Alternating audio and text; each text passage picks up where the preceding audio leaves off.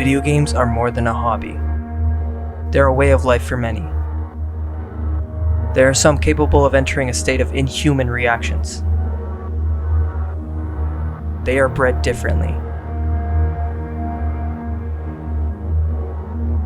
They are professionals. Can he drop his opponent in time? Tfue spraying out the build. Here he goes. Are you kidding me? Tfue with the win. But how did they get there?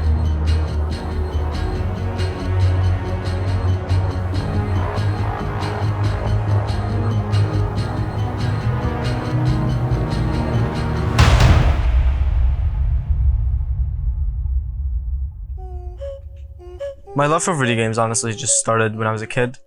It was just from that young age that you discover something new, is the new technology. You can do something that looks like real life, but you're playing in a little miniature video game. A 16-year-old gamer from the US, he's known as Booga, has won $3 million. You heard that right? Nearly £1 million. £25,000. A $200,000 final of this tournament drew more viewers last year than Game 6 of the 2015 NBA Finals. $74,000 prize. Their game of choice? Counter-Strike. Don't let these little brats demand to do it for 10 hours a day all night long. Video games got me through a lot of hardships throughout middle school and a good portion through high school. I was suffering from anxiety and depression. So even being in an environment where there are kids all around you, you feel out of place, and at times you feel alone and you don't have anyone to really go to. Video games were a really good way of escaping that for me.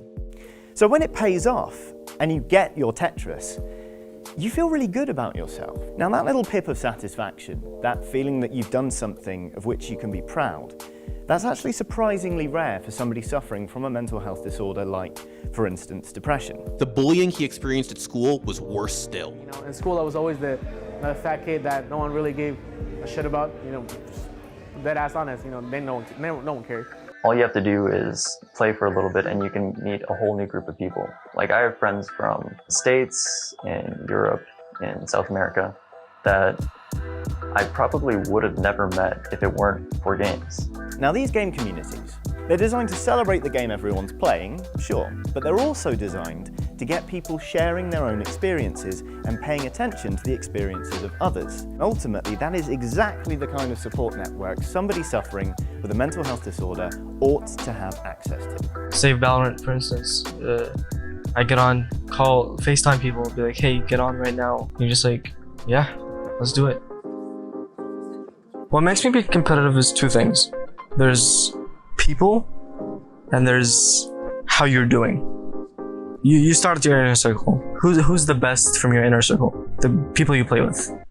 You pick out that person, you try to play with them, learn from them, see what they do, how they do it, why it works for them, and why it might not for you. If you just start winning everything, you see no fun in anything. You get so bored. But once you have somebody that's better than you, you start competing with them. The obstacles of competitive gaming are, first of all, while you're actually playing the game that you like to play and are trying to get good at, there are millions and millions of people trying to compete with you every single day to be the best. And with that many people, the probability of you, reaching that pinnacle kind of diminishes and your probability goes down. I think Shroud is the best, mainly because he adapts so well. Valorant just came out. The first, say, week, he learned about the maps, the callouts. Every single game, it doesn't even have to be Valorant. It can be Call of Duty, it can be Counter-Strike. He starts developing this muscle memory for how to achieve greatness in a game. How did you become so good at playing video games? To answer that donation, just playing a lot, man. I've been fucking gaming for ever and ever and ever and ever and ever. I've been gaming for so long. That's all I do. I live and breathe this shit. In terms of my competitive gaming career, I played semi-pro for a team in Counter-Strike Global Offensive.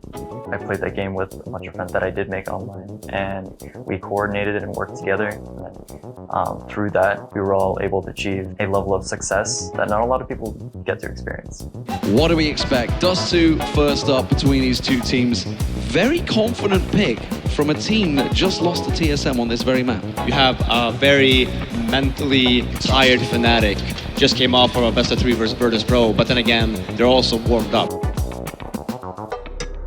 The video games, the movies, the internet stuff is so violent. Grand Theft Auto. Yeah, they're simulated violence. It's a criminal simulator, a murder simulator. Yeah, Eric Harris of Columbine was steeped in these games, Adam Lanza. The Norway killer trained on those. He said he trained on them. 69 dead on island in Norway, and he spent a year training on video games to prepare himself for this crime. This is a parental issue. Yeah. If you've got a child who is addicted to these games, take the damn thing off them. Limit it to 30 minutes a day. Not even, only at the weekend.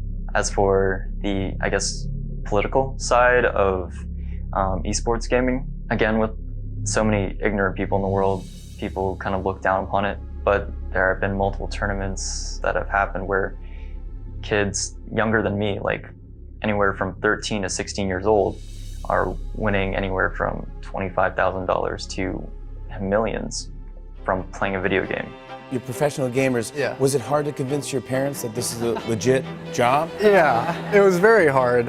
And I explained to him like what esports was. The first thing he does, looks up esports, he finds a Forbes article about, you know, the growth of esports. Like if you compare it to an NFL team, they individually do like weight training to keep their physical performance up and their strength up. And that's kind of what the individual performance is for us. We like make sure our movement is still good and our aim is still good. Yeah, currently we just wake up and we play like 8 to 12 hours a day.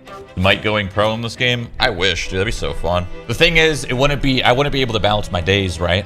Imagine 8 hours of off-stream practice, and that leaves, I don't know, maybe 3 or 4 hours to stream. That's just not enough time, you know? A time where I lived with my grandparents, where the internet was, to put it plainly, absolute shit. There wasn't time to play online with other people. During the time that I could not play online, I practiced my mechanical skill. Overall, I've logged in over 2,000 hours playing that game.